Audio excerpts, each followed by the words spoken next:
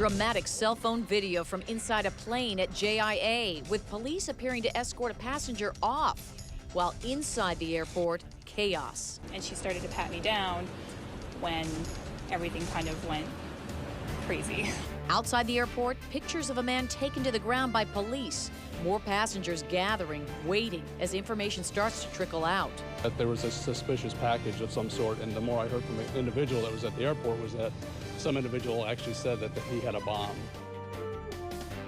And you're looking live outside the airport, where police are still on the scene and blocking off traffic. Standing by for a news briefing expected in just 30 minutes.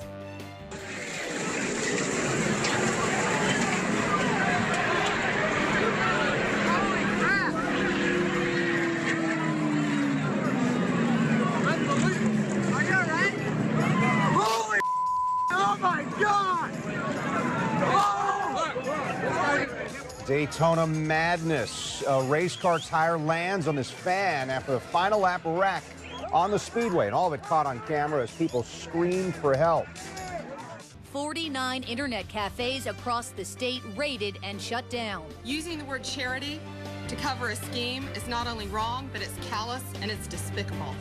And how it's hurt the people who serve to protect our country. This place is pretty important, because I mean, without this, I mean, I'm back out on the streets. A creative playground in downtown Jacksonville. You're looking over Hemming Plaza, the heart of One Spark. Crowds of people have gathered to discover and decide on the next big idea. And when you're not exploring creative projects, you can enjoy some amazing foods, craft beer, and live music. This is a live look over the Food Village, brought to you by San Marco Dining.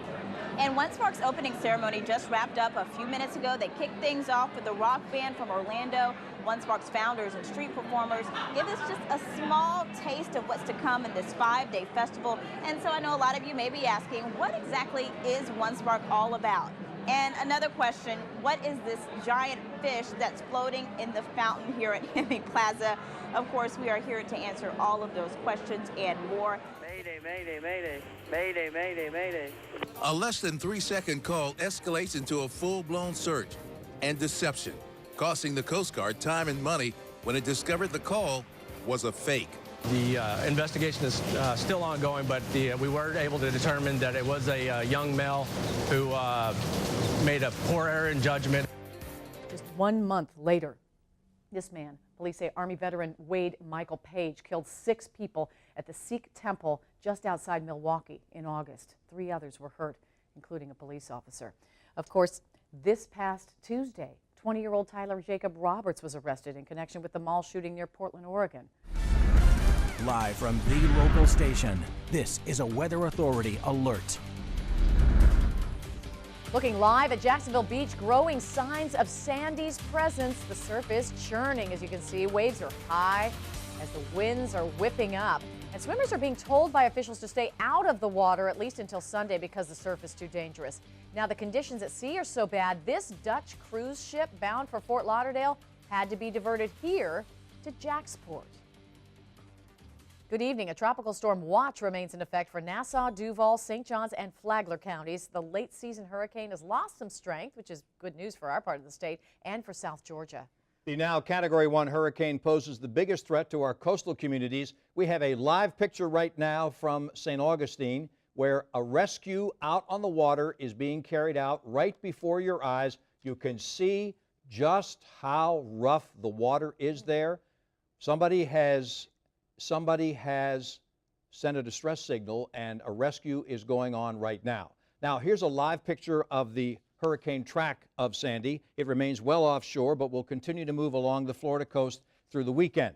Right now, Channel 4's Erica Rako is at Blunt Island, where that cruise ship found safe harbor, while Channel 4's Jim Piggott has spoken with city officials about how they're preparing for Sandy and all of the Georgia-Florida festivities. Kamasi Aaron and Emily Turner are checking on local coastal communities and the concerns that emergency officials have at the beaches. We'll start, though, with Chief Meteorologist John Gahn, who's here to tell us what we can expect from Sandy. John?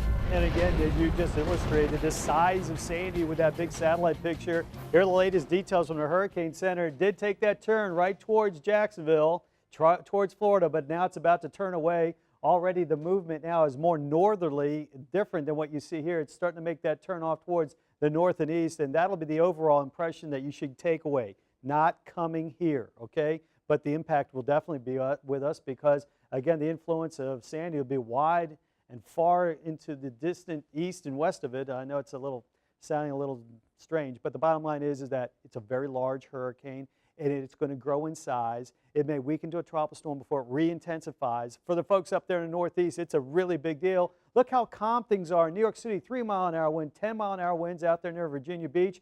Those locations, plus many of these other locations, will see winds gusting up towards 50 miles an hour. Here's what's happening for our backyard right now. These are the sustained winds, 20 at the airport, 24 in St. Augustine, Palm Coast about the same, but even inland locations seeing gusty winds right now. These are the wind gusts popping over 35 miles an hour, St. Augustine, 36 and through parts of Palm Coast. And the worst of the storm will probably come in much later tonight. Now, it's not going to get dramatically worse, but as you go to bed tonight, you could hear a little rain hit the window real hard, and that'll happen after around, say, 7 or 4, 5, 6, 7 in the morning. There is a big band of heavy rains developing right offshore right now, but they're mainly staying offshore and basically focusing themselves down towards Volusia County. The extreme danger, it's out there in the rip currents. Want to stay out of the water. The beaches are closed. Tom and Mary will talk more about that in a minute. Surf, you always saw that up to 8 to 12 feet. Beaches could see those winds up to around 50 miles an hour. Here's how it looks off our beach cam. Granted, they have had rain. We've got a little salt on the lens, and it's a little, well, covered over by the spray that's going on out there along the coast. 76 degrees at the beach right now, northeasterly winds. This is an ugly beach forecast. Look at the wind speeds. This is a forecast for tomorrow, and tomorrow we'll have a high tide coming in along the coast at around 7:30 in the morning, and when it does so, Tom, Mary, you're going to see Emily Turner here in a minute down there in St. Augustine. The water may go over the wall, which is right behind her, but just a little bit, as we're looking for the coastal surge to be about 2 to 3 feet at time of high tide tomorrow morning, sometime around 8 o'clock. Mary? Thank you, John. Now, it's because of Sandy that we have a local breaking news alert at Blunt Island. A cruise ship that can carry as many as 2,100 passengers is now stranded here in Jacksonville. The ship was diverted to our port because of the treacherous seas south of here. Channel 4's Erica Rako is at Blunt Island. Erica, where did this ship set sail from? Well, Tom, it's a Holland America Line cruise ship. It's called the Eurodam. We're told it'll be here at Jacksport for 2 days. You can see it's here at the port because it's so large it can't make it under the Dames Point Bridge, make it further up the river to get to the cruise port. But the 13-day cruise left Quebec on October 14th and was scheduled to arrive in Fort Lauderdale tomorrow, but it had to pull into port here around 3 o'clock this afternoon because of the rough conditions in the ocean. The cruise line is working with customs here to try to get the passengers off, and if they're able to do so, the cruise line is going to give them bus transportation to South Florida, their original destination. So a lot of these passengers have air reservations and other accommodations that they have from South Florida, so many of them need to get down there by tomorrow. I talked with someone who works at the port here, and he says he saw them take about 30 passengers who were seasick off of the ship. They told them there were about 20-foot seas out there, really rough. He says he's never seen a ship this large have to come into port here. Of course, smaller ones. He's worked here for a while. It's a massive ship. As you mentioned, it's more than 900 feet long, and it holds up to 2,100 people. So a lot of people's plans ruined. They were supposed to get to Fort Lauderdale tomorrow, had to pull into here. It's also messed up plans for a second trip, a 7-day cruise that was supposed to get on the ship in Fort Lauderdale tomorrow. We're told they're trying to accommodate those passengers to travel up to Jacksonville and get on the ship here. So a lot of passengers, plans ruined by Sandy, and maybe they'll enjoy Florida Georgia festivities. Who knows? They picked a good weekend to be in Jacksonville, that's for sure. We're live this evening. Erica Rako, Channel 4, the local station. Now, a few moments ago, we showed you a live picture of a rescue being carried out right now in St. Augustine in the Matanzas River. Emily Turner is standing by live in St. Augustine to give us the latest. Emily? At this point, we don't know any of the specifics about what's going on, but what we do know is that there are 2 men in this very small boat out there on the Matanzas River. In the last 2 minutes, you can see the Marine Patrol officer has been able to meet up with the folks on that boat. He's tossed them a line, and it looks like they're getting a tow right now. We zoomed in a little bit earlier, and I'll have my photographer do that again now. One of the men is using a 5-gallon bucket to dump water out of his boat. I mean, you can see just how rough these seas are, and it's really kicked up. Even in the last hour to to the point that as the tide is coming in, water is splashing over the bulkhead down there by the fort. At this point, it looks like the men are going the opposite direction of the city marina, but that they are with the Marine Patrol, and they do have a line, so hopefully they'll get to safety. Neither one of the men in the boat, though, has a life vest on. Of course, we will continue to be monitoring this situation out here live in St. Augustine. For now, Emily Turner, Channel 4, the local station. And this goes now over to Kamasi. Kamasi's in Jacksonville Beach. How is the weather out there for you, Kamasi? Well, it's just as windy as it's been all day. We were out here around noon and it was windy then, and it seems like it's getting even windier. And I want to just show you what the water looks like right now. You can see those waves. Check them out. They seem to be getting bigger. Ocean Rescue tells me that they have been getting bigger as the day goes on. And there's also still the risk of dangerous rip currents out here. And those are just some of the reasons why the city of Jacksonville Beach decided to close the beach down today. You're allowed to go on the shore, but you cannot get into the water. Of course, you can imagine that was disappointing to a lot of people out here, especially people who came in town for the Florida-Georgia game and were hoping to get in the water. Big waves and gusty winds, just two products of Hurricane Sandy that prompted the city of Jacksonville Beach to close the beach until Sunday. You can still walk on shore, but Bob and Brenda Lance, who traveled from Athens for the Florida-Georgia game, were hoping to do a little bit more. We came down yesterday to have a beach day today. We're going to stay till Monday, but I think the storm's going to change that. The city decided to close the beach around noon Friday when winds here reached speeds of 40 miles an hour. Ocean Rescue says Sandy's brought dangerous rip currents and water conditions that just aren't safe. Right now, it's a really strong current from north to south. There's big surf, about 6 feet, and with the storm offshore, it's just going to make the conditions worse as the weekend progresses. Fans in town for Florida-Georgia seem to still be excited despite the dim prediction and determined to make the best of the weekend. It's fun just to hang out with friends and go to the beach. It's not all about just the water. It's about the camaraderie and just having a fun time. It's really not bothering me that much. I mean, we have a pool, we have a hot tub in there, so we still can get wet, I guess. So as you can see, still choppy conditions out here at Jacksonville Beach. If you're planning to come out here, you're not allowed to get in the water again. Jacksonville Beach has banned you from doing that, but you are allowed to walk along the shore. We haven't seen too many people out here doing that this afternoon. Neptune Beach and Atlantic Beach, however, are still open. I want to tell you, though, they do not have lifeguards out there, so if you're heading to Neptune or Atlantic Beach, you'll be swimming at your own risk. Reporting live at Jacksonville Beach, Kumasi Aaron, Channel 4, the local station. Thank you, Kamasi. Now, as we heard from John, the wind from the storm, as far as downtown is concerned, is the worry. Especially when it comes to the safety of Georgia-Florida fans. Channel 4's Jim Piggott is live at RV City. Jim, are pregame partiers taking any weather-related precautions? Well, they are doing that. They know that the wind could be a concern, but I'm going to kind of walk you around here. You can see people still have canopies up behind me here, but look back over here, this extreme party truck, as they call it. Actually, they're not waving as much. The flags up at the top are really bending over and going at one time. But they're out here. There's a concert getting ready to go on around me as well here. People are here to have fun, but they know there's a storm out there that they need to watch for. It's the winds from Sandy that are the main concern, and city emergency staff is asking all of those heading downtown for the Georgia-Florida festivities to be careful. As predicted, it'll be a high wind event. 25 to 35 knots tonight and tomorrow morning, and based on that, we can still have a safe and fun football game this weekend with all the planned festivities. And because of the winds, the Coast Guard is worried about those going to the game by boat. Stay off the water, come down via car, bus, carpool, but not on a boat. We talked to boaters already docked at Metro Park.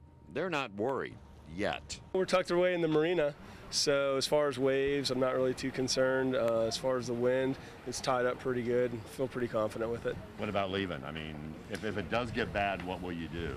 I'll leave the boat here and I will leave and go home. JEA is standing by. High winds mean trees will come down and power will be off. We are monitoring it, and all of our crews are on standby.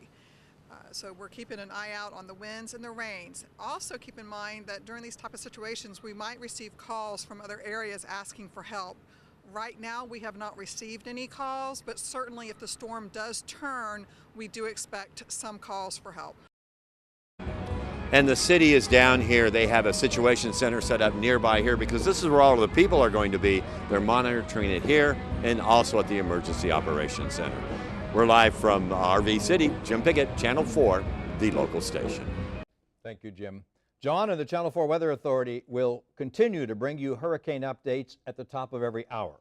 And as always, when the news is not on TV, you can track Sandy yourself on justweather.com. Click on the Hurricane tab to look at the latest forecasts and models and to read George Winterling's blog.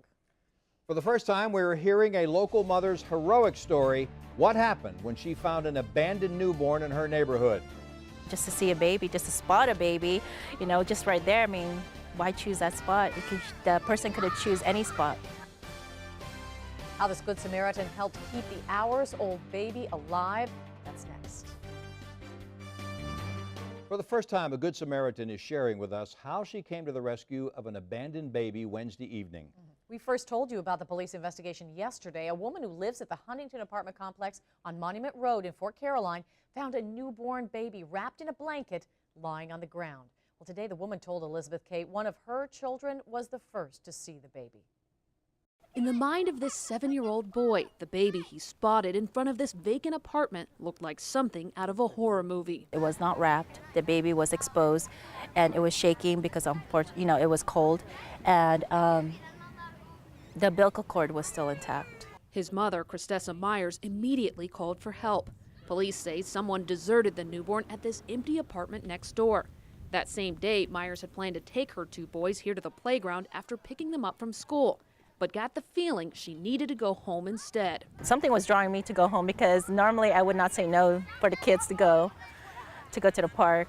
Initially scared because the baby girl made no noise, Myers tried to protect her until the paramedics arrived. When I heard that first cry, it was a relief, and I seen the paramedics too. It was like, oh, you know, it was a relief to all of us. The baby was crying. Myers says she wonders why someone would drop the baby off at a doorstep. Just a few miles away, there's this fire station that serves as a safe haven for newborns. If the baby is 7 days or younger, you can drop it off at a hospital or a medical service provider or a fire station with no recourse.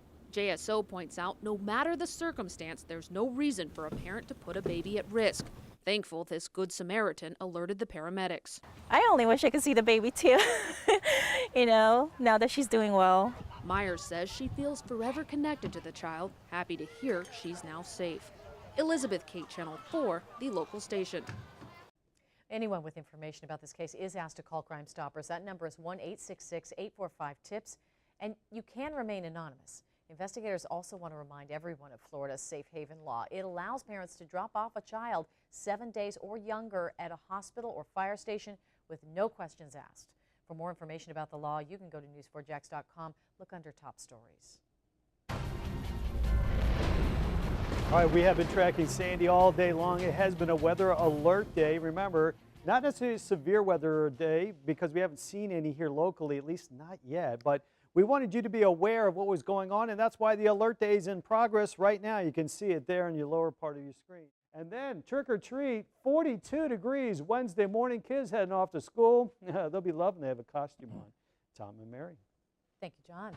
We have a traffic update on the south side where part of Atlantic Boulevard remains blocked off due to a broken water main. JEA crews have been out there today making repairs. Right now, all lanes are open except for one westbound lane. It remains closed from St. John's Bluff to Kernan Boulevard. Again, the far right westbound lane on that stretch of Atlantic is closed until further notice. It is what Mayor Godbold dreamed about when he started Colt Fever all those years ago. Jacksonville NFL players retiring here and then coaching local kids. That dream has come true at our Game of the Week. Sam is there. Boy, isn't that the truth. Damon Jones, Lonnie Martz used to line up and practice against each other. Now we'll line up on opposing sidelines. We'll preview our Game of the Week coming up in about 2 minutes. Hey everybody, we're live right here at Fletcher Morgan Park, right off of Beach Boulevard on Dean Road. which serves as the home field for Seacoast Christian. And tonight they take on Harvest Community in a matchup of independents.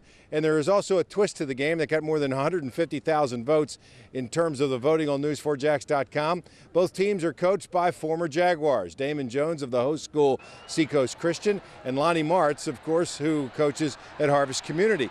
Both guys started these programs at the two schools and have kept them alive and have kept them competitive. In fact, Seacoast Christian stands in the way of Harvest Community continuing to have a winning record. Harvest Community with a win last week against Christ Church, which was their biggest win under Lonnie Martz. Damon Jones, who started the program at Seacoast, says that he's more than willing to throw the ball around, and he's got a few surprises in store for tonight. We like to stay on the ground. It may rain a little bit, it may not, but it doesn't matter to us. We'll just keep bringing it. And so I think Damon likes to throw the ball, and so you'll see both sides. So it could be a lot of fun. Will there be a glaring contest across the field here? Yeah, of course. I always glare at him every time I see him. I want to let him know. I never forget. So yeah, we got to be disciplined tonight. We got to stay in our gaps, and we got to make sure tackles. And we'll see what we can do with throwing the ball a little bit. But I got a little surprise for Lonnie too. These two guys used to line up across from each other in practice every day when they were members of the Jaguars. And obviously tonight they'll kick off at 7 o'clock. You can be a part of our Football Friday on 4 broadcast just by participating in social media. You can do that on Twitter at #FFOn4 or our signature at WJXT4. You can go to our Facebook page at WJXT4, the local station, or you can always send us a picture at pictures@WJXT.com. All that comes up actually tonight, not tomorrow, but tonight at 10:30. This is a big day for at least 4 men who are in town, as the Georgia-Florida Hall of Fame inducted 4 new members today. It's part of the city's celebration of what's going on. The bobblehead this year was our good friend Matt Robinson, who obviously is in the Hall of Fame as a member of the University of Georgia as well. Nonetheless, this is where David Green steps up and joins the Hall of Fame group today, and he said it was quite an honor. A big deal across the nation, and anytime you're part of that situation there, it's great, and it's one of those events that is the best in the country. I guess it's been eight years since I played. To be able to come back, I got kids now, and for them to get the experience with me, I got my family and friends here too, so it's a huge honor. John L. Williams, of course, Coach Dickey, all members of the 2012 class. That's all preparations for tomorrow's big game, which kicks off at 3:30. Football Friday on 4 comes up at 10:30 tonight. Highlights of our game of the week, as well as all the other games from North Florida and South Georgia. Final home game of the year, by the way, for Camden County, and we'll be there, and you'll see highlights tonight at 10:30. For now, we're live on the South Side. Thanks, Sam. One man's trash is another man's, well, you know how the saying goes. Where youngsters were giving some old stuff new life. Next.